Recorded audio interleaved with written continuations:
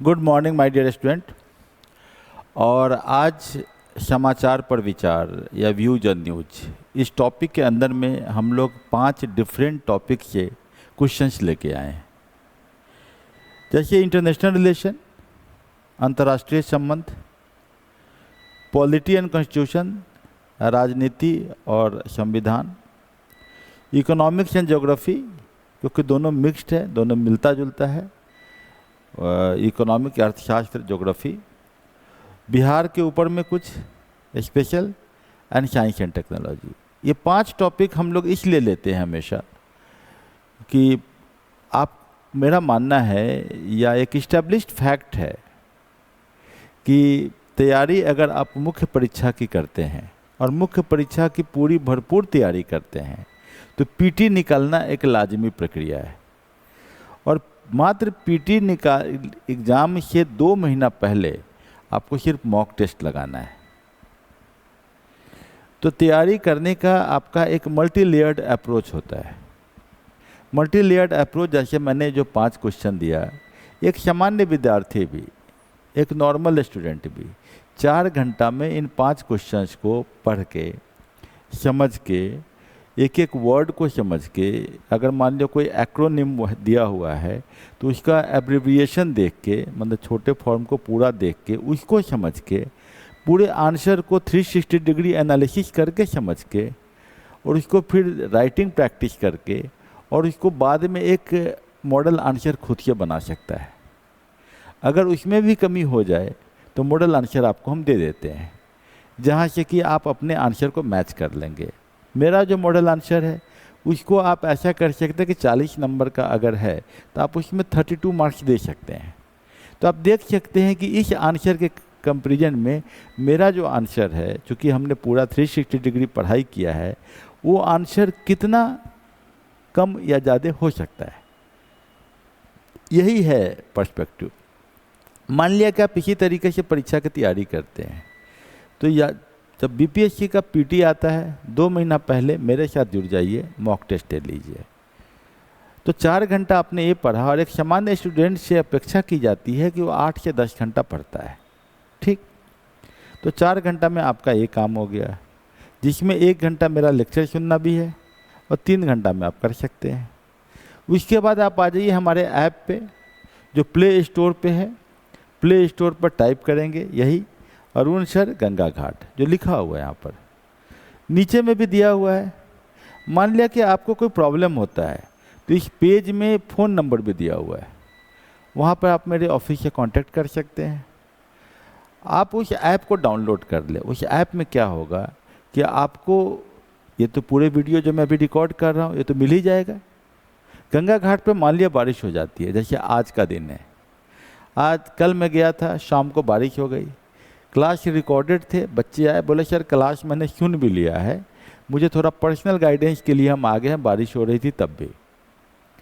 ऐसा हो सकता है कि कभी कभी पानी का स्तर ऊंचा हो जाए, सीढ़ियाँ डूब जाएं, कभी ऐसा होगा रिमझिम हो जाए बारिश, तो आपको यहाँ पर ऐप में वो मिल जाएगा और हमेशा के लिए मिलेगा। और उसके नीचे, वीडियो के नीचे आपको ये पेज मिलेगा, पेज के साथ एक क्वेश्चन आंसर का मॉडल आंसर मिलेगा। मॉडल आंसर आपको हिंदी में और अंग्रेजी दोनों में मिलेगा, क्योंकि मैं अभी पढ़ाता भी बाइलिंगुअल ही हूँ, ताकि आपको कम्युनिकेशन पूरा हो जाए, संवाद पूरा स्थापित हो। उसके बाद एक और चीज़ मिलेगा जो बहुत इंटरेस्टिंग है, वो क्या है कि आपको इन क्वेश्चंस का जो आपने मेंस में लिखा है, इसका ऑब्जेक्टिव क्वेश्चन भी 50 मिल जाएंगे।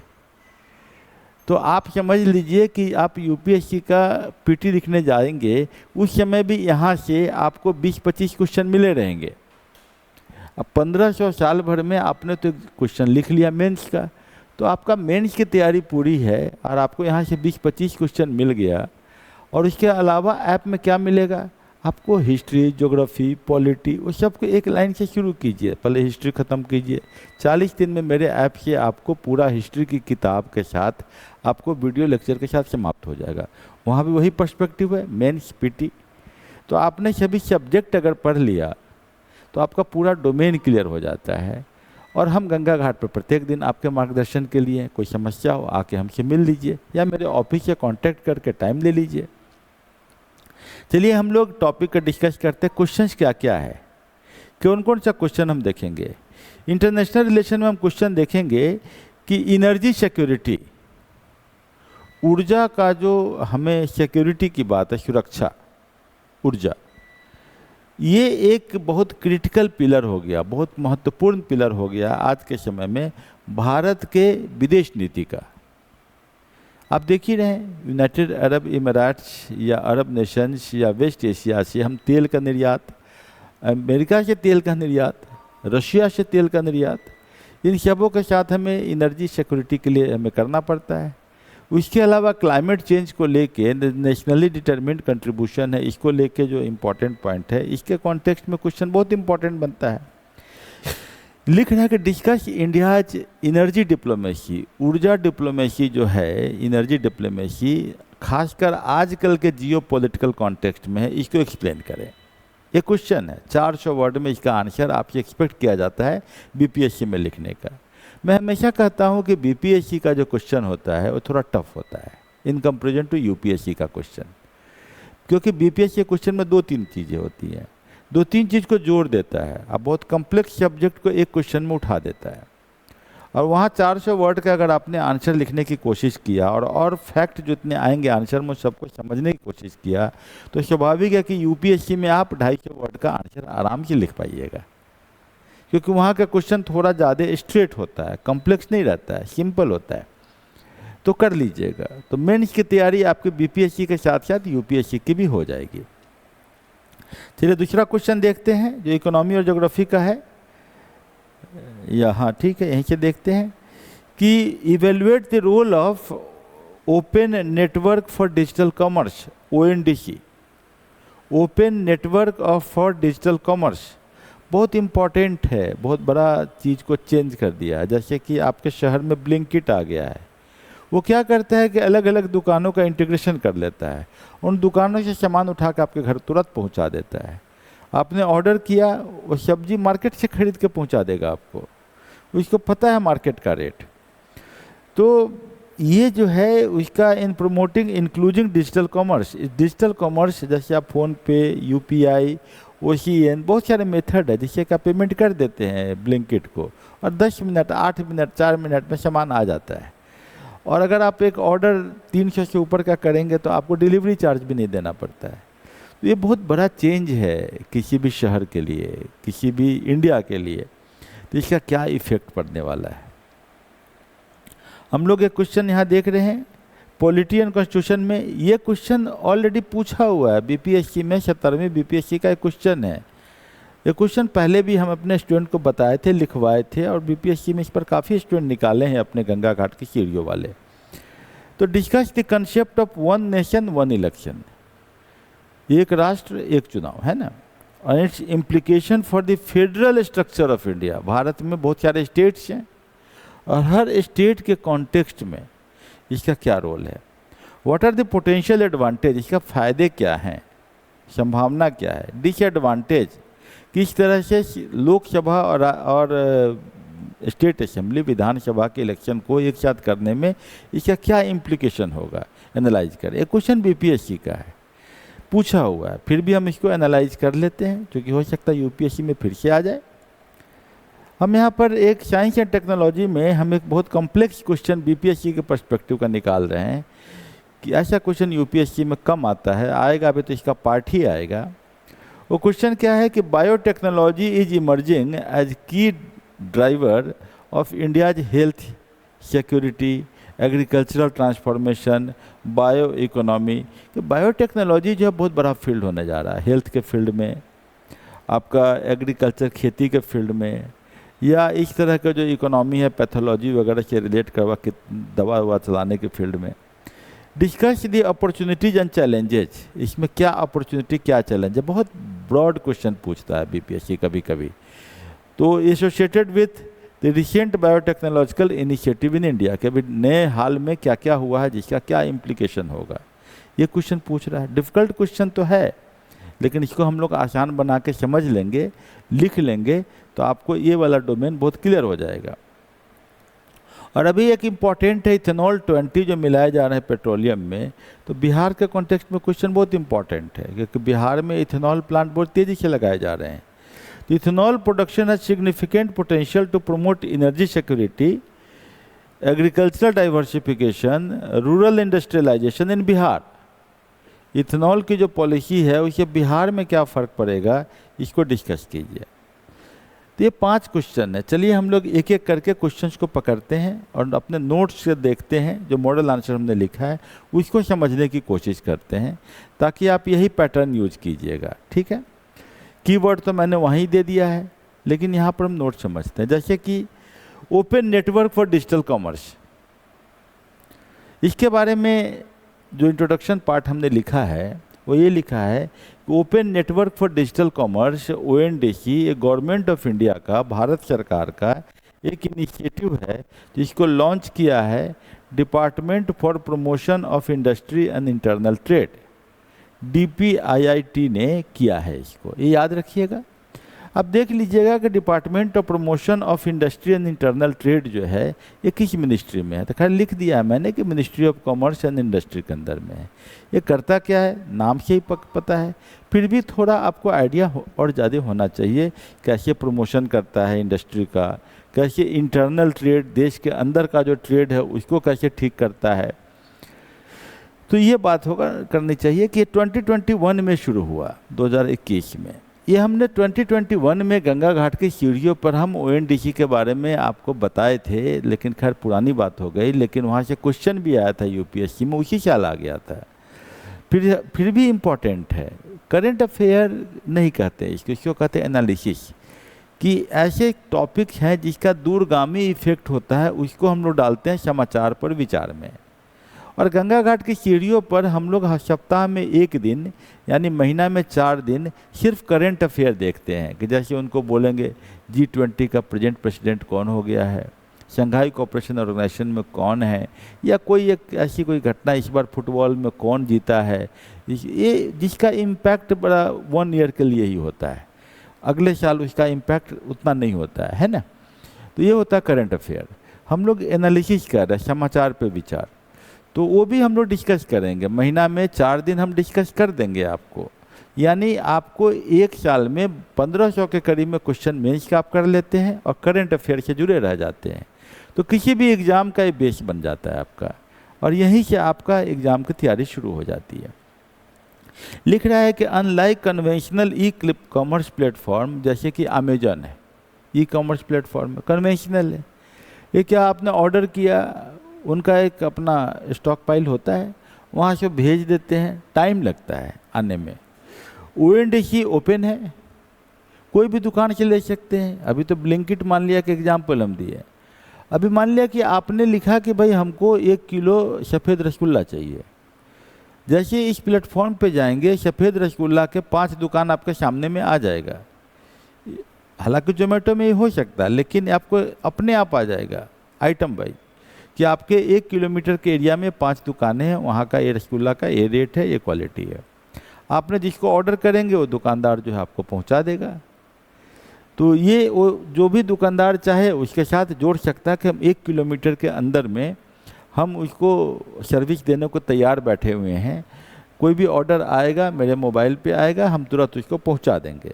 ये फैसिलिटी आ गया। मान लिया आपको गोलगप्पे खाने बड़े पसंद है, तो हो सकता है गोलगप्पा वाला ONDC में अपना रजिस्ट्रेशन कर लिया, आपने उसको ऑर्डर किया और वो आपको जितना गोलगप्पा का ऑर्डर मिनिमम ऑर्डर क्वांटिटी होगा, MOQ होगा, उतना वो आपको पहुंचा देगा आपके घर पे। तो आपको जाने की ज़रूरत नहीं पड़ेगी। तो ये है कि ONDC ओपन है, interoperable network based on common protocol, समझ गया, enabling buyers and sellers to transcend through multiple applications.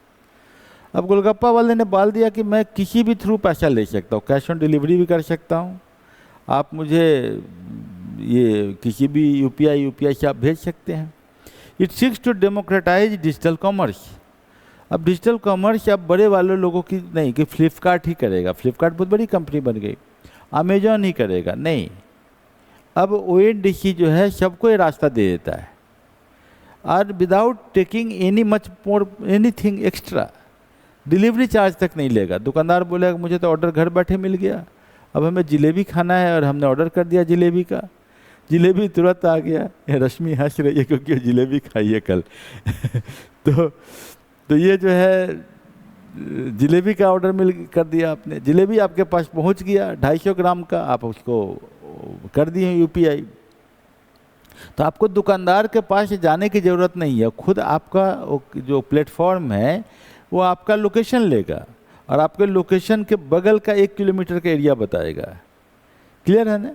इसका और भी यूज है। आप रास्ते में जा रहे हैं, मान लें गाड़ी से जा रहे हैं, आपको लग रहा है कि यहाँ से 1 किलोमीटर दूर कौन ढाबा में ये वाला हमको मिल जाएगा, ये आइटम, मान लें हमको रोटी दाल खानी है तो कौन सा बढ़िया दाल मिलेगा, चूड़ा दही खाना है, तो वो आपको यहाँ से ही वो अपना ट्रे व्रे में लगा के रखे रहेगा। आप लिख दीजिएगा एक्सपेक्टेड अराइवल 15 मिनट, तो 15 मिनट के अंदर में आपको वहाँ पर खाना प्लेट बना हुआ, आप जल्दी जल्दी खाइए, अपना निकल जाइए। तो कितना बढ़िया इसका सिस्टम है। तो ये बहुत सारे micro small medium enterprises, farmers, artisans, startup, local retailers, सबके लिए बहुत अच्छा है। बेसिक कंसेप्ट समझ लिए होंगे कि ओएनडीसी है क्या, पूरा ब्रॉड समझ लिए होंगे। हम यही चाहते हैं कि हमारे स्टूडेंट एक एक लाइन हिंदी में भी अवेलेबल है, हिंदी वाले हिंदी में, इंग्लिश वाले इंग्लिश में। मैं तो बार बार एक बात ज़रूर बोलता हूँ कि जिस स्टूडेंट के पास थोड़ा टाइम हो, और they must make the English strong, और हम उसमें हेल्प करेंगे आपको। गंगा घाट पे आइए, हम आपको बताएंगे रास्ता कि कैसे आप इंग्लिश को 6 महीना में उस लेवल तक ले आइएगा कि आप इंग्लिश मीडियम में भी एग्ज़ाम लिख सकते हैं। आप हिंदी मीडियम में रखें या इंग्लिश मीडियम में रखें, आपकी चॉइस रहेगी, लेकिन आप रख सकते हैं। Role of ONDC in promoting including digital commerce, democratising e commerce, समझ में तो आ ही गया होगा। एम्पावरिंग EMSC, यहाँ कुछ डाटा दिया हुआ है कि support initiative such as trade enablement and marketing scheme. कि आपके घर में कोई शादी है मान लिया कि, या कोई फंक्शन है 5 दिन बाद के लिए, तो आप उसमें ओपन टेंडर कर दीजिए। कोई हलवाई साहब उसमें जो जुड़ा होगा वो बोलेगा कि हम आपका इस रेट में सामान देंगे, दूसरा बोलेगा इस रेट में देंगे, डिजिटल कंपटीशन हो जाएगा। फिर आपको उसके एक को बुलाइए, डिस्कशन कीजिए, ये भी प्लेटफॉर्म में सुविधा हो सकती है। तो दिसंबर 2025 तक बोल रहा है कि 2,06,000 मर्चेंट जो है उन्होंने ट्रांजैक्शन शुरू कर दिया है। और कभी बहुत सारी कंपनी है, अब कोई सिंघाड़े का आटा बनाता हो तो आप कंपनी को सीधे ऑर्डर कर सकते हैं, आपको कम रेट में मिल जाएगा, उसको भी ऑर्डर मिल गया। तो ये भी आपका generated over 1 lakh transaction under the scheme, micro small medium enterprises का। कंज्यूमर का वेलफेयर है। अब आपका current reach and recent development थोड़ा लिखना पड़ता है कि भाई, क्योंकि आपको बताना पड़ता है कमीशन को, BPSC को, UPSC को कि भाई हम न्यूज़ पेपर पढ़ने वाले हैं और हमारे पास एकदम करेंट डाटा है, एकदम ताज़ा ताज़ा डाटा भी है इस बारे में, तब ना नंबर बढ़ेगा। कंपटीशन है तो ये तो जानना चाहिए। तो नेटवर्क रिपोर्टेडली कवर 616+ 60 सिटीज आज के दिन में, 26 लाइव डोमेन्स है, 306 नेटवर्क पार्टिसिपेंट्स है, 7.64 लाख सेलर्स है, सर्विस प्रोवाइडर्स है, 16 मिलियन क्यूमुलेटिव ऑर्डर मिल गया आज के दिन में। Recent development include Zoho 70 crore investment and integration of BEST Mumbai bus ticketing with ONDC enabled application. ये कंपनी जोहो ने जो है इन्वेस्टमेंट किया है कि बॉम्बे में बस सर्विस के लिए आपको ONDC के माध्यम से बिल्कुल आराम से काम हो सकता है। अभी आपको अलग अलग बस के साइट पे जाना पड़ता है। मान लिया मुझे यहाँ से रांची जाना है पटना से, तो मुझे अलग अलग बस के साइट पे जाना पड़ेगा।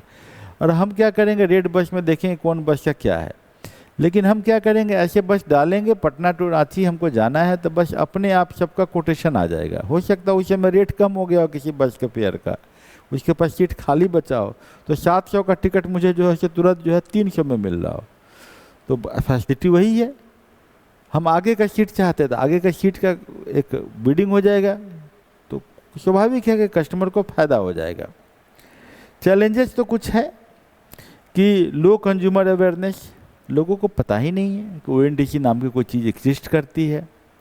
इनकन्सिस्टेंट सर्विस क्वालिटी, कभी कभी बस पकड़ने जाइए बोले कि साहब वो थोड़ा गड़बड़ हो गया, तो ये भी है, थोड़ा कुछ कंप्लेन भी हैं। लॉजिस्टिक गैप, बेचने वाले खरीदार के बीच में गैप है, यही कंज्यूमर अवेयरनेस नहीं है। कॉम्प्लेक्स सोलर ऑनबोर्डिंग, कुछ लोगों की तो आदत होती है कि ना हम नेट से नहीं खरीदेंगे, हमको तो जाके मोल मोलई करके ही लेना है, नहीं लेंगे तो हमारा तो वजूद क्या है भाई। और दुकानदार के यहाँ जाएंगे तो एक कप चाय भी तो मिल जाएगा। तो ये भी कुछ लोग का बैठने को बोलता है, और हमारे बच्चे का हाल चाल वो पूछ लेता है, हम उसके बच्चे का हाल चाल पूछ लेते हैं ना, हम तो वही करेंगे। तो ये होता है। तो हमारे जात का दुकान है, ये भी दिमाग में रहता है कि हमारे जात का है तो हमारा इसका है तो उनका है, तो जाते हैं। तो ये भी कारण हो सकता है। वे फॉरवर्ड क्या है? वे फॉरवर्ड बड़ी सिंपल सी बात हम कर रहे हैं कि आपको जो है ऑनबोर्डिंग कंप्लायंस ये सब तो सिंपल लॉजिस्टिक स्ट्रेंथन कीजिए। गवर्नमेंट पोर्टल पे जो है गवर्नमेंट ई मार्केटिंग में इसको ज़्यादा प्रमोट किया जाना चाहिए। यूपीआई से इंटीग्रेट तो है ही, लेकिन कभी कभी क्या होता है कि कोई खास पेटीएम उटीएम को कोई एक्सेप्ट नहीं करता है, तो ये प्रॉब्लम है। अकाउंट एग्रीगेटर कहीं से भी एग्रीगेट कर ले अकाउंट को।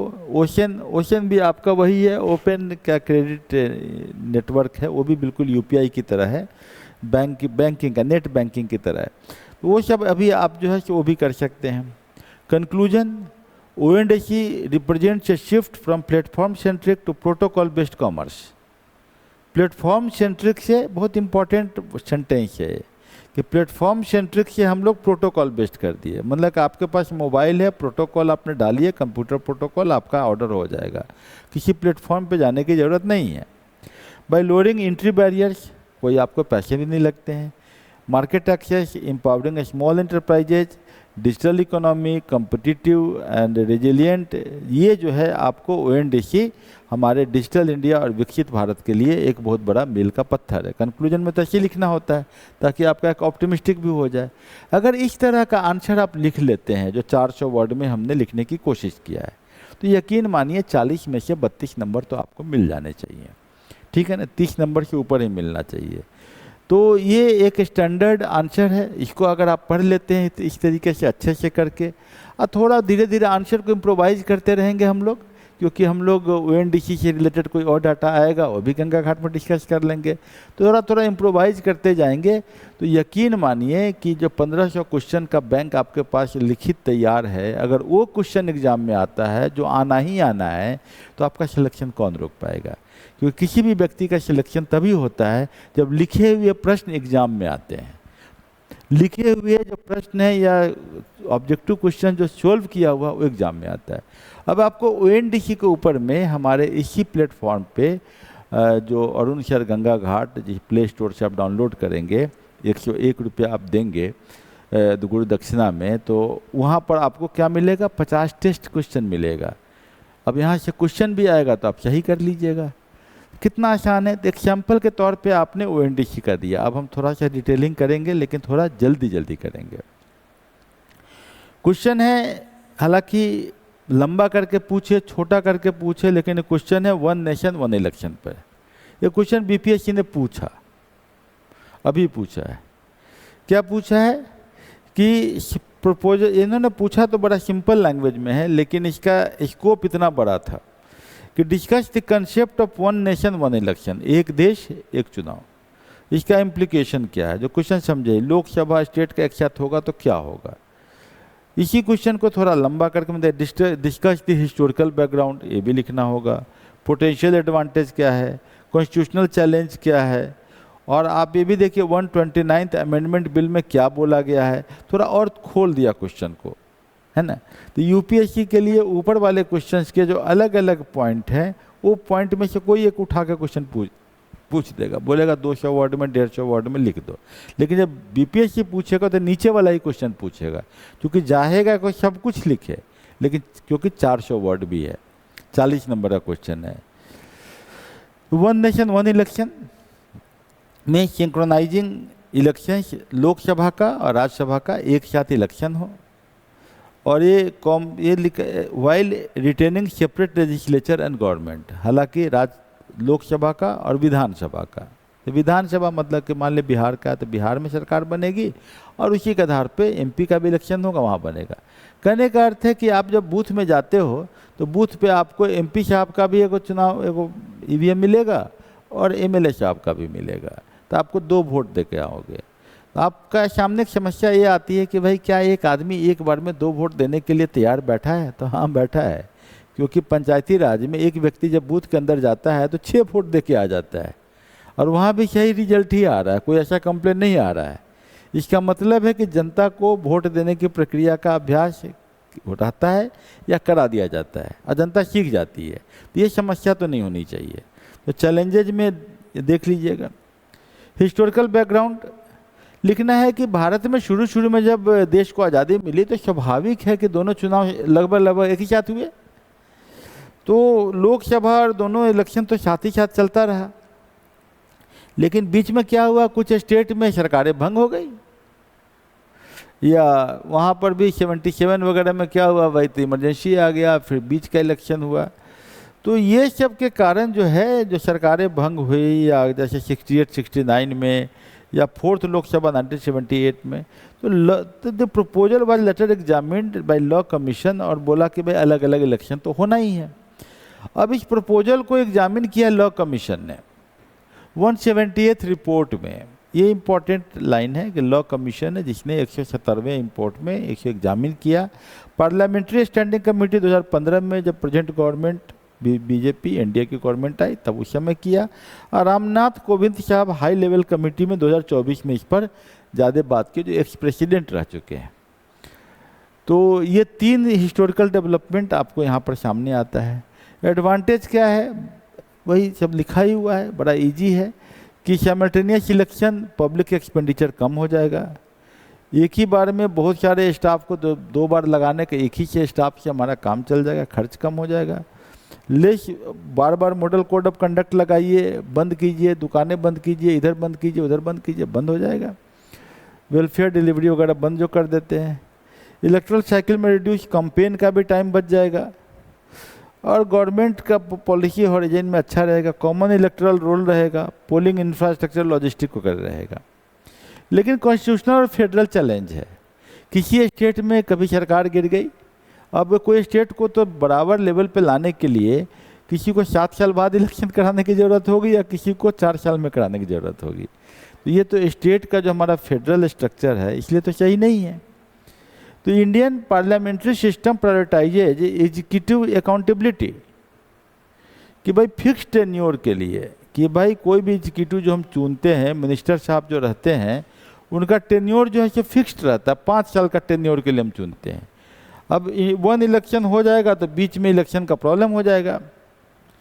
ए government remains in office only while it enjoys legislative confidence. मान लिया बीच में नो कॉन्फिडेंस मोशन आ गया, सरकार गिर गई, कोलिशन ब्रेकडाउन हो गया, प्री मैच्योर डिसोल्यूशन हो गया, तब तो इलेक्टोरल कैलेंडर डिस्टर्ब हो जाएगा। सिंक्रोनाइजिंग में require curtailing of tenure of existing legislature, cartel करना पड़ेगा। किसी का 7 साल को 5 साल का है, उसका 4 साल में इलेक्शन कराओ, तो बीच में करना पड़ेगा। अफेक्टिंग मैंडेट अंडर आर्टिकल 172 और 74, मतलब कि आदमी जब मैंडेट देता है, वोट देता है, which is the legal right देता है, तो क्या सोचता है कि 5 साल के लिए हम दे रहे हैं। अब बीच बीच में इलेक्शन, फिर रुको भाई, बीच में गवर्नमेंट गिर गई तो गिर गई, जब आएगा 1 नेशन 1 इलेक्शन उसी टाइम में होगा, तो मतलब गवर्नर रूल प्रेसिडेंट रूल यही बात हो रही है, ये तो प्रॉब्लम करेगा। नेशनल इश्यूज में overshadow state specific concern, disadvantage, weakened federalism. Nationwide election में also create coattail effect, reducing voters, differentiate between union and state government. ये तो खैर प्रॉब्लम हो भी सकता है। और ईवीएम वीवीपैट का स्टॉक जो है उतना ज़्यादा न रहता हो, उतना ईवीएम भी ना हो हमारे पास, ये सब कुछ हमारे चैलेंजेस हो जाएंगे। इस कॉन्टेक्स्ट में हमारा एक 129th कॉन्स्टिट्यूशनल अमेंडमेंट बिल है। The bill proposes inserting article 82A। ये article 82A my dear student बहुत इम्पॉर्टेंट है। ये आपको डिलिमिटेशंस में भी काम में आ रहा है, आपको यहाँ भी काम में आ रहा है 1 नेशन 1 इलेक्शन में। Amending article 83, 172 and 327। After a presidential appointed date, the terms of elected assemblies would end with the लोक सभा टर्म। तो ये जो आपका लोकसभा टर्म का द इलेक्टेड असेंबली जो है वो आपका एक खास टेन्योर पे ख़त्म होता है। If either house is dissolve early, newly elected house would serve only in the unexpired reminder.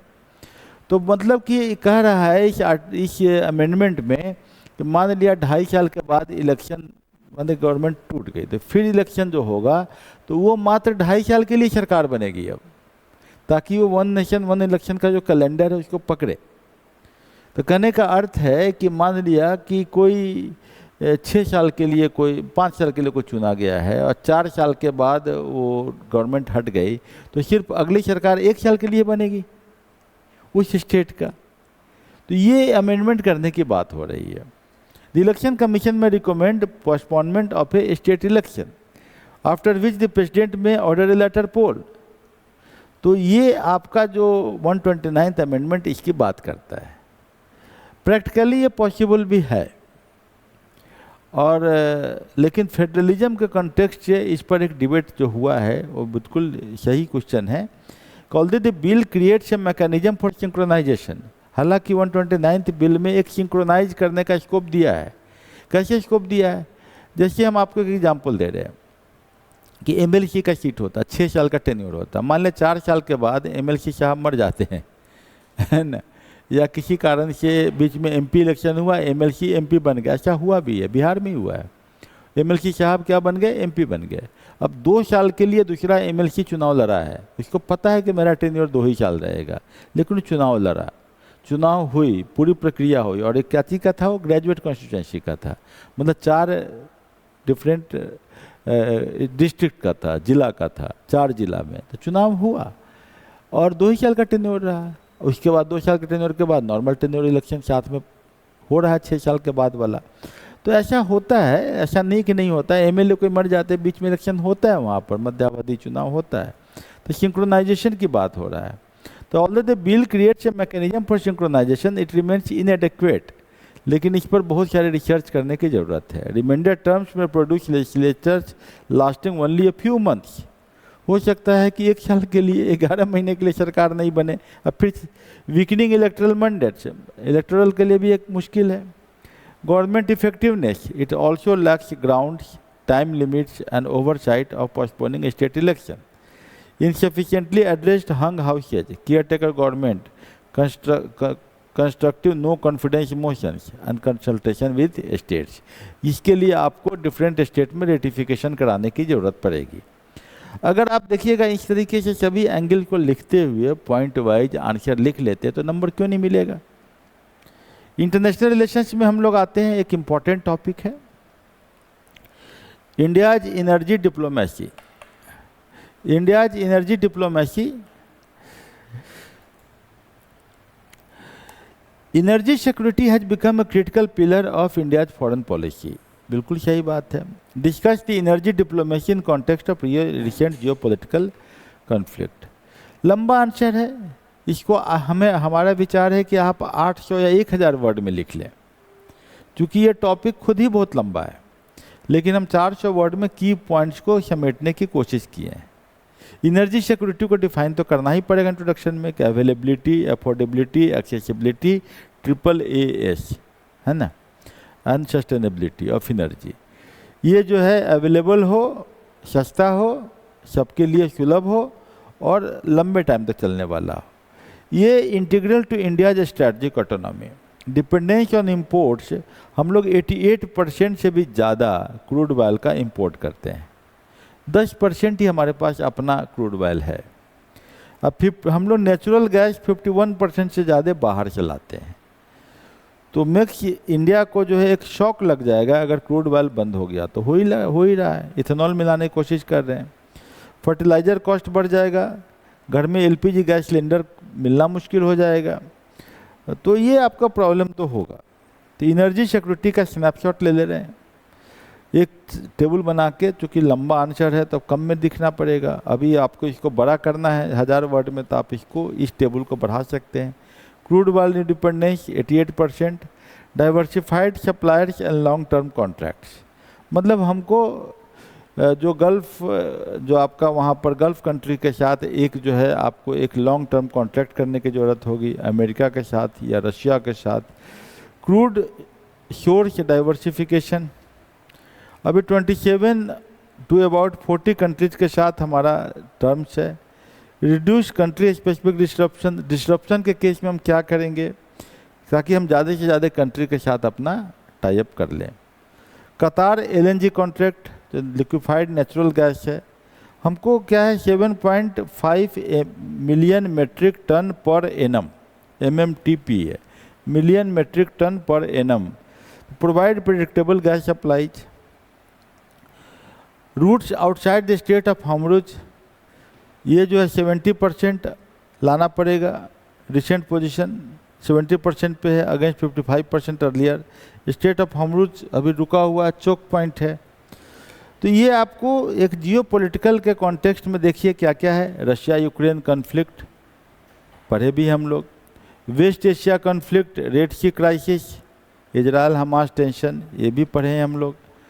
इसके बाद गल्फ का पार्टनरशिप जो अभी हम बात कर रहे थे, पढ़िएगा, डाटा है, याद करना होगा। ग्रीन एनर्जी डिप्लोमेसी, यहाँ इम्पॉर्टेंट है कि हम लोग जो है सोलर की ओर जाना पड़ेगा, क्योंकि पेट्रोल पर ज़्यादा डिपेंड नहीं रह सकते। International solar alliance, global biofuels, one sun one world one grid, बहुत इम्पॉर्टेंट है। इसको अलग से आपको चाहिए कि 100 वर्ड्स का एक नोट्स बना लीजिए, 100 वर्ड्स का। इंटरनेशनल सोलर अलायंस पर भी 100 वर्ड्स का नोट्स बना लीजिए कि कहाँ पर है। ग्लोबल बायोफ्यूल्स पे भी बना लीजिए। तो अभी हम लोग क्या चाह रहे हैं कि भाई 500 gigawatt of renewable energy capacity 2030 तक लाना है, जो COP का प्रोटोकॉल है, ये हम लोग पहले भी पढ़े हैं। कॉन्स्टेंट्स क्या है और इंडिया को करना क्या है, उसका कंक्लूजन लिख देना है। हमारा चौथा जो टॉपिक है Bihar special, ethanol production in Bihar. Important है, इजी है, लेकिन एक बार पढ़ लीजिएगा तो आपका हो जाएगा।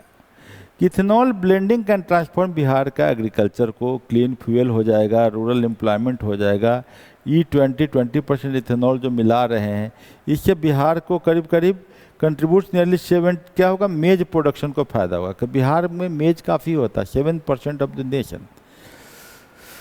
तो इसमें बिहार का इथेनॉल प्रोफाइल देख लीजिए कि ऑपरेशनल प्लांट जनवरी 2026 तक कितना है, जो गजट में आया था कि 22, जिसमें कि 14 ग्रेन बेस्ड है और 8 शुगर कैन बेस्ड है। ये बहुत इंपॉर्टेंट डाटा है। BPSC में अगर क्वेश्चन पूछे तो ये डाटा आपको डालना पड़ेगा कि 22 में 14 ग्रेन बेस्ड है और 8 शुगर कैन बेस्ड है।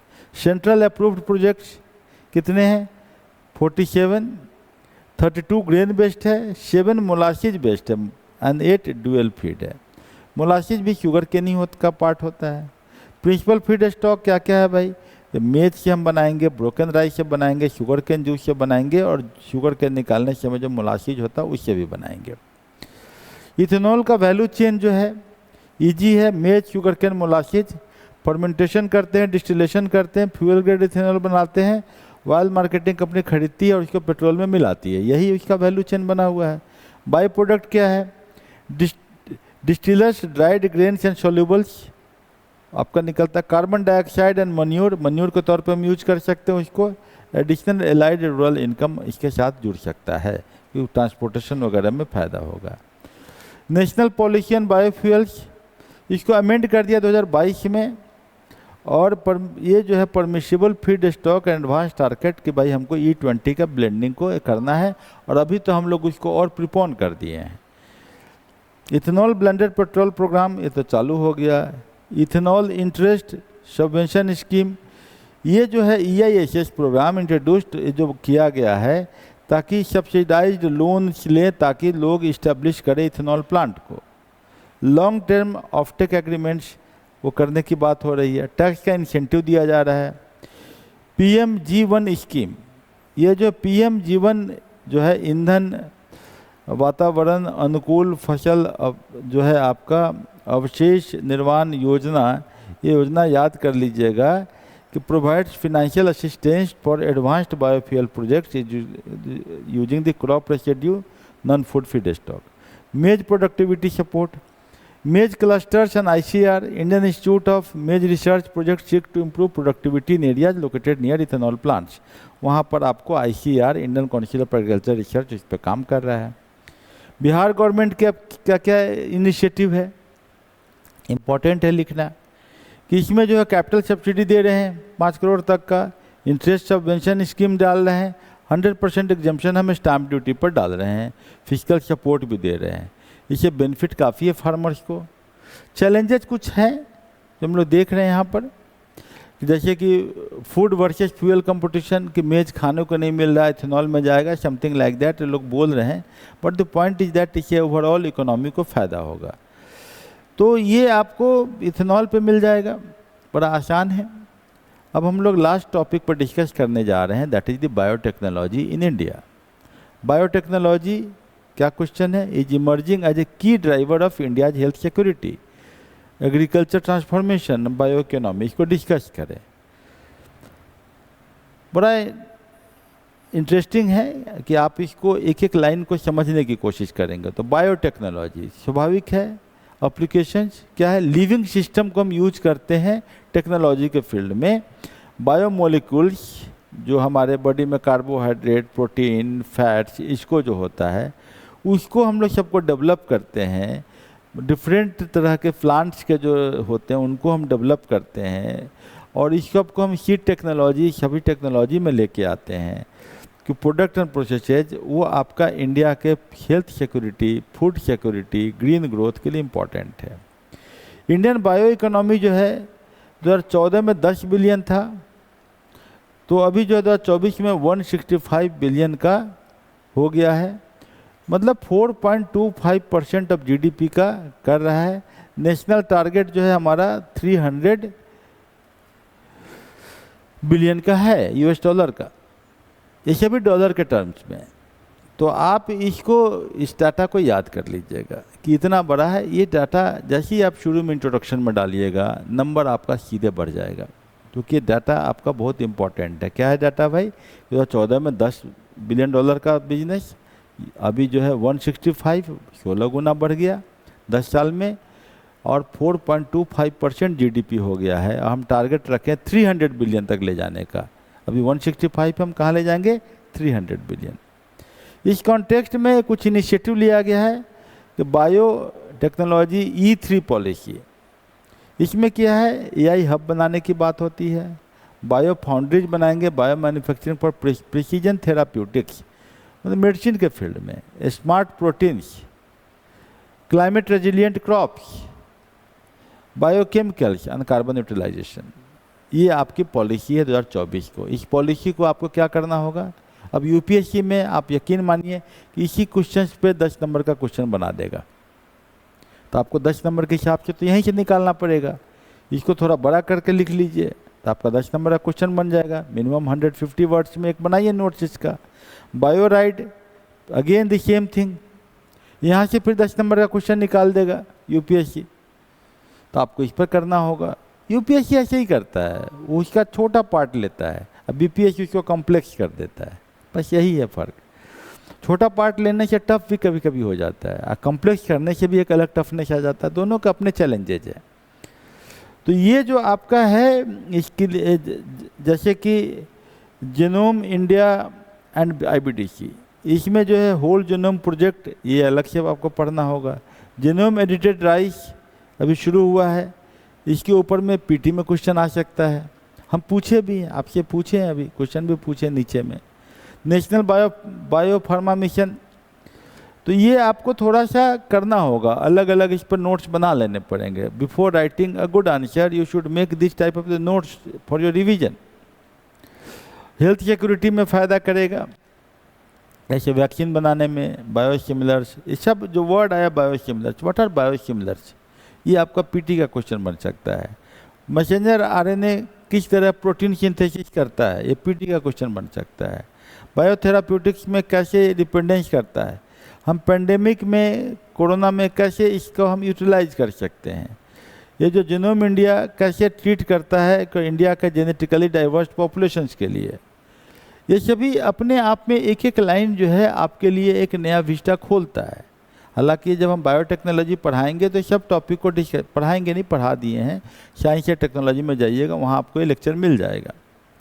Agriculture transformation, CRISPR gene editing, जब जीन को हम काटना होता है, मान लिया डीएनए का हेलिक्स है, इसको काटना होगा, तो क्रिस्पर टेक्नोलॉजी यही है आपका scissor. Molecular breeding, bio fertilizer, bio pesticide, livestock vaccine, ये सब अपने आप में एक टॉपिक है जो बायोटेक्नोलॉजी चैप्टर में आपको डिस्कस किया हुआ है। Gene edited rice, bio economic growth, ये बहुत एक टॉपिक अपने आप में, इसमें हर वर्ड को आपको एक्सप्लेन करके लिखिएगा, क्योंकि यहाँ से क्वेश्चंस बहुत आने की संभावना बनती है।